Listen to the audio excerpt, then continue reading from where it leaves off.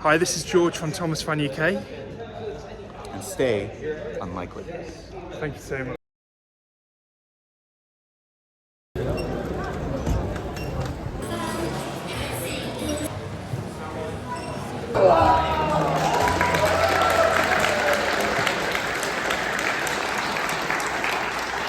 It's that time we've all been waiting for. I mean, I know I've been chomping at the bit. What about you? Yes. You don't want to see it then? Okay. All right, well, welcome to the greatest gathering. It's such a privilege. I'm actually getting chills because Thomas the Tank Engine was such a big part and is such a big part, obviously, the UK's history, but clearly it's gone overseas. It's something that an unlikely fandom is going to show. And I just want to say that we are thrilled to have the UK premiere here at Alston of an unlikely fandom, the impact of Thomas the Tank Engine. Yes!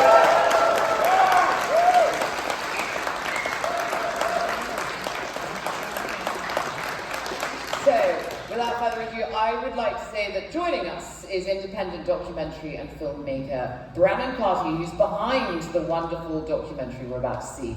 What we're going to see is a testament to nostalgia, community, and finding joy in unexpected places.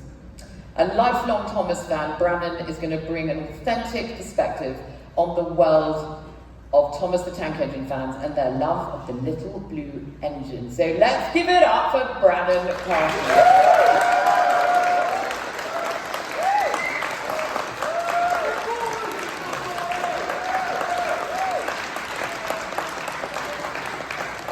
I have a very quick question. Raise your hand if you're on Thomas Twitter. Okay, good. No. Thank you all for coming here tonight. I think all of us have obviously been affected by Thomas in some way, shape, or form. I mean, my life has, my friends' lives have. I mean, you cannot escape him, whether you're in the UK, America, Australia, Japan. This show continues to transcend generations, cultures.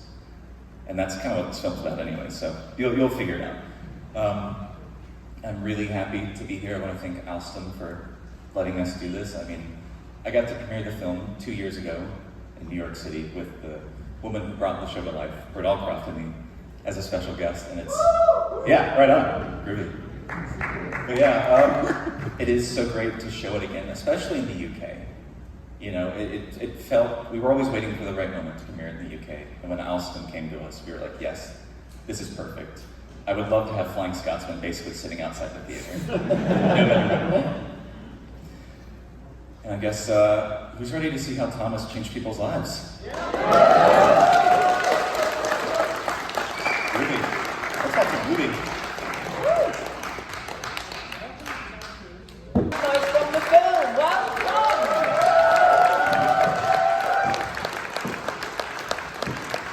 How about now?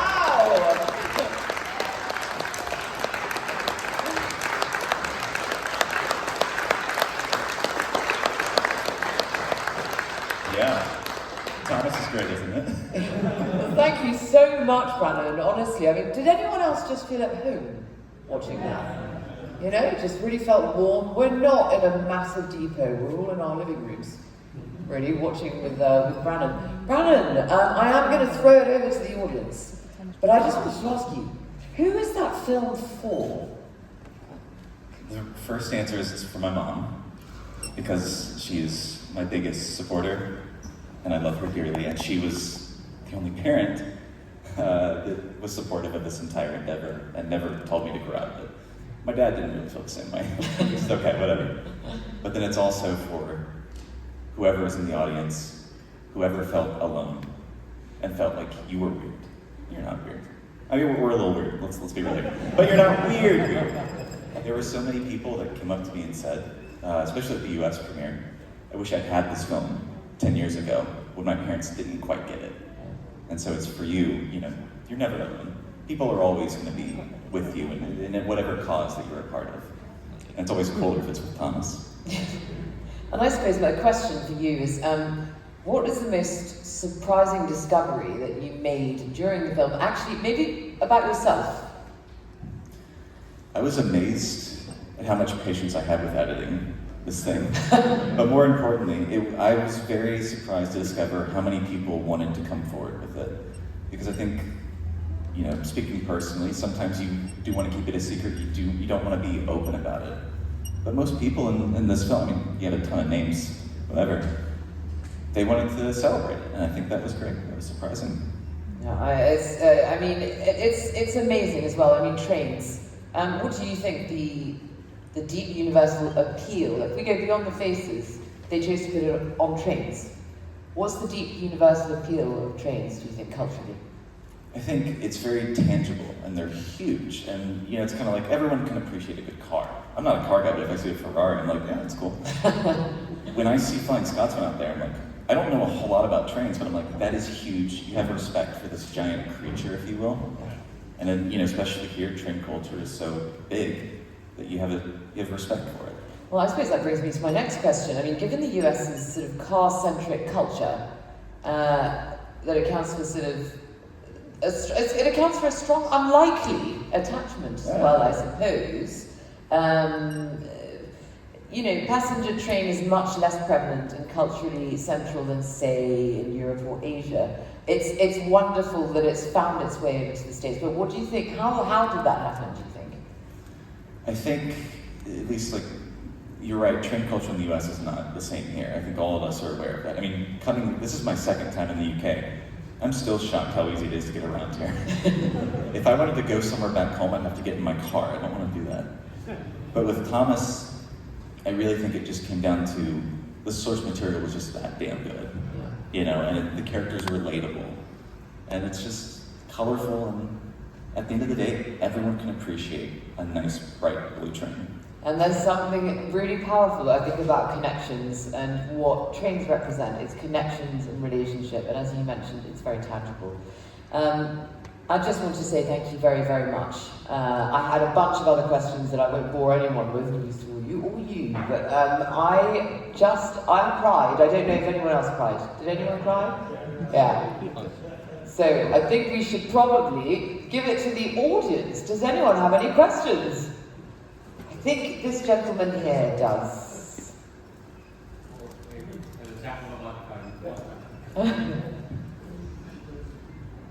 All right. First of all, lads, great effort with what you've got there. That was brilliant. But for my question, how do you feel about Mattel and their more recent attempts? So you've got All Engines Go, and the most recent release, to my memory, is the Dovetail Train Sim World DLC, where they had Thomas on the Heritage West Somerset Railway on your gaming device. How do you lads feel about the modern efforts for Thomas, and do you think that All Engines Go has done harm to the community or any good to it? To talk about All Engines Go, and I'll keep this very brief for everybody here. I think Thomas has to stay relevant, and it has to evolve. I may not necessarily enjoy that particular iteration of the show, but there is some kid out there that does. And in 20 years down the line, he will be up here doing the exact same thing that we're doing. And I think that's the best part. And Dovetail Games knocked it out of the park. Love it. Congratulations. Thank you. Just that very fetching gentleman with the very long arm. I am the one from Dovetail Games who made that happen, so I am the person who helped write that up, so that's one of the reasons. But I was going to say, well done. I think, as you say, 10 years ago it was needed, and I know there's a lot of people who've struggled, you know, trying to admit that it's a thing. A lot of people neurodivergent, and I think it's great that you went into that as well. I think one of the things I was going to ask is, where do you see the fandom going from here? Because I've never known the fandom to be in such a good place. Like, I feel it's stronger than it ever has been. The community side, going to Audrey X like this year for the first time, is just incredible. You know? No, I mean, you're right. Like, Audrey Extravaganza is a great effort. The fact that fans are involved with Dovetail, fantastic. We have this film now, which is great. I don't see what's stopping us from working on the new show or whatever's going to come next. Say there is a new show. What's going to stop the fans from getting involved? What's going to stop a fan from directing the Thomas movie? What's going to stop a fan from being involved at Mattel with the brand? We've already seen one of the guys here, Mr. Tom Denham, was a part of the official 80th anniversary podcast. So, hey. So as you can see, clearly we are being taken seriously, and I think that's great.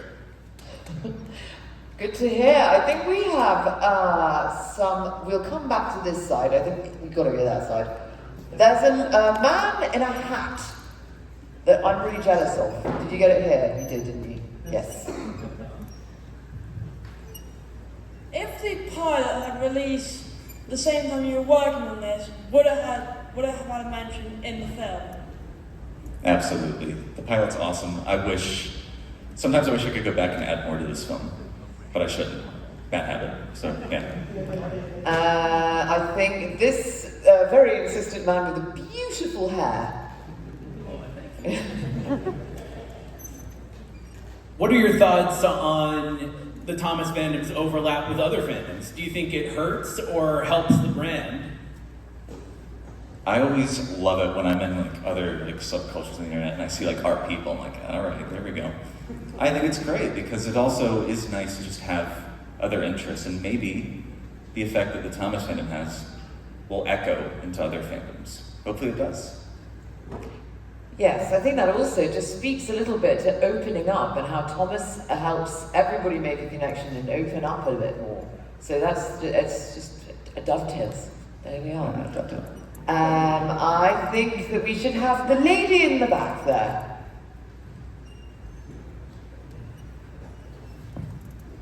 Hello, thank you. First of all, thank you very much for making the film. It was very interesting. I was going to ask a question about the autism connection, but you've already talked about that. And then I was going to ask a question about the more subversive things on YouTube where Thomas goes dark, but you covered that as well. Instead, what I want to ask is, I know in recent iterations of Thomas, there have been characters from other countries. There have been Indian trains, for example, and some people have welcomed them and the messages of acceptance and whatever, and other people have been less happy, saying things like, I'm not being racist, but Thomas the Tank is British, you should have British engines. So I was wondering, have you ever had an encounter where people have liked Thomas like you, but they also have views you disagree with, and how do you handle situations like that? Because that kind of discussion really fascinates me, and I'm sorry if it's a bit dark for this otherwise wonderful celebration of the fandom, but it's been on my mind and I wondered what you thought of that. I have disagreements all the time with these people, but I love them, to be clear. No, I don't like the people that are afraid of Thomas having, cultures introduced, with the Big World, Big Adventure show. But no, I think when you deal with a community that can really let anybody in, you're going to have people that come in there and cause trouble. And you just kind of have to, I use my mute button on Twitter every day at this point. So that's how I do it. I just don't think about it. Also, what would Thomas do? There you go. What would Thomas do? So, next question. I think just because we're going to take this gentleman, is that a Hawaiian shirt in Derby? It might be, I have no idea, to be honest. Lads, brilliant film, loved it. Denim, snazzy as always. Brandon, snazzy as always. Do you have any regrets with the film? Is there anything you wish you did differently or something you wasn't able to do? I want to apologize to every British person in the room because I know it is heavily American. I'm going to admit that. Don't apologise. We're actually very... come on. Look, we're in England. No, well done. Thank you. Thank you. I wish I could have just included everybody. So many people have great stories, but you do have to sort of draw the line at some point. If this couldn't be a 2-hour thing, I think all of us would be asleep by now, honestly. But I guess I wish that I could have done this earlier, especially, we've got fans involved with the show now, but I feel like this could have happened earlier if this film had come earlier. Yeah. Okay, I think that we have to think about a last few before we vacate, unfortunately, but yes, I'm sorry, he's going to kill me, I think, this gentleman here, if I don't pick him. Afraid for my life. Yeah, this one. Both of you go, give him 2 mics.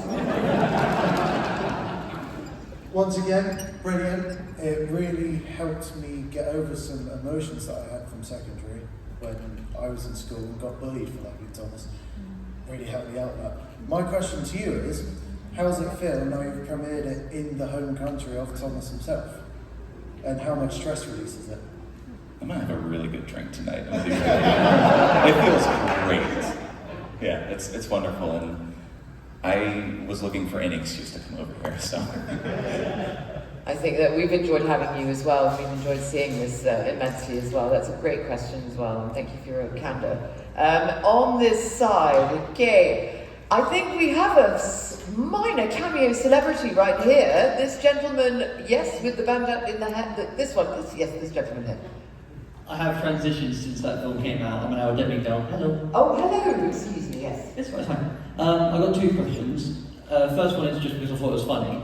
Did any of you notice it says Dolby above the screen? Oh wow! Look at that. For those who don't know, C. Reginald Dolby was an illustrator for the Railway series. Reference. Gotta add that to the wiki right now. And my second question is, in school, I kind of felt like there was a little bit of attitude towards liking Thomas and that, but I felt like in recent years there's been a shift. There's more an appreciation for that thing now when people start to learn more about it, learn about neurodiversity, learn about those anyone who's on the spectrum and how Thomas has helped them grow as a person. Some people have got jobs because of Thomas, but it's basically, do you think that there's been more appreciation for Thomas now than there has been, say, 10 years, 20 years ago or something like that? 100%. I think the internet has really helped with that. I also think a lot of these articles that have been coming out recently have been talking about, like, at least our film. They've all been positive so far. It's not like mocking anybody. And I think, it's just great. I mean, what other fandom could this happen to? Let's think about like people like Barney or something. There's Sesame Street. I don't think they're doing the same things that we are. So. There's also, I think, there's the fandom, and then outside we've all got ties as well to Thomas in one way or another, and it means something profound to each and every one of us. It ties into our lives, and the core values that Thomas has, I think, is something that we deign to keep in our value wheel as adults, and I think that's something that really has touched every single one of us, and it really came through in the film. So I just wanted to add that. Sorry. And we've got this gentleman here in the black polo shirt. Just to say, again, guys, you've done the most incredible job with this film. It has, again, brought us all here to celebrate the love for this little blue train with a face. Again, it's the whole reason why I got my arm, because, again, we all love this little engine. But my question really is, if there's one word that you can describe, again, about this show, about this film in general, if there's one word you could describe it in, what word would you say? Cathartic. I don't think anything else needs to be said. Well done, yes. And I think we have time for one final question. Oh, crikey, it's hard, isn't it? I know that you, sir, in the blue hoodie? Yes. Sorry, I can't see anything from here. You've been asking, you've been raising your hand, yes, so. This might be a bit more recognisable. The fat controller!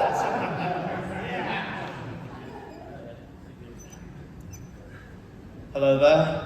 First of all, I'd like to say thank you for talking about the creativity of the series, because a lot of people talk about one thing about Thomas is the realism aspect and go on about how accurate everything has to be, but there have been a lot of stories that have ideas that are inspired by reality, but sort of do something that has never happened in reality, like, Rusty and the Boulder, a giant boulder and stuff, but that sort of stuff still works, because in reality, railway history, as much as we try to make sense of it and go on about how accurate this thing is, having looked into it myself, it is incredibly hard to make sense of it. Like, you have two London North Eastern Railway, big express engines, and they were both classified as A1, but at different points in history. But if you look at them side by side, it's like, how do you make that? And I just felt the need to say that. But second of all, seeing as we're at like a big event with loads of locomotives, I'd just like to ask, have you had a chance to look at many of them, and are there any of them that you like in particular?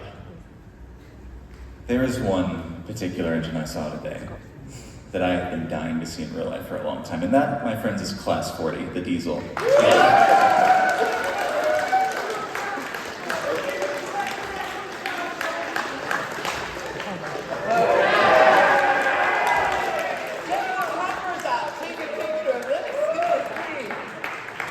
I think that is a beautiful question to end on. Guys, honestly, take an opportunity to take a picture of this, I think.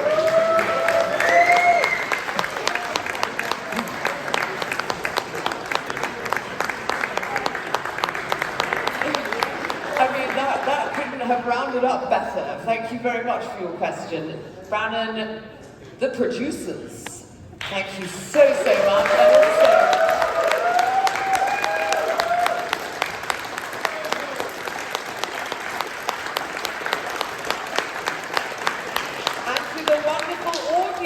thank you so much for being here. Thank you so much for endorsing this wonderful event, 200 years of rail, the greatest gathering, and we are thrilled that we're all here together for this momentous occasion that I certainly won't forget, and I hope you won't. So, thank you for coming. It is the end of the day. Obviously, technically, we are interlopers. We're not meant to be on the site anymore. So what we're going to do is follow security outside, who will lead you to the exit in a calm and orderly fashion. But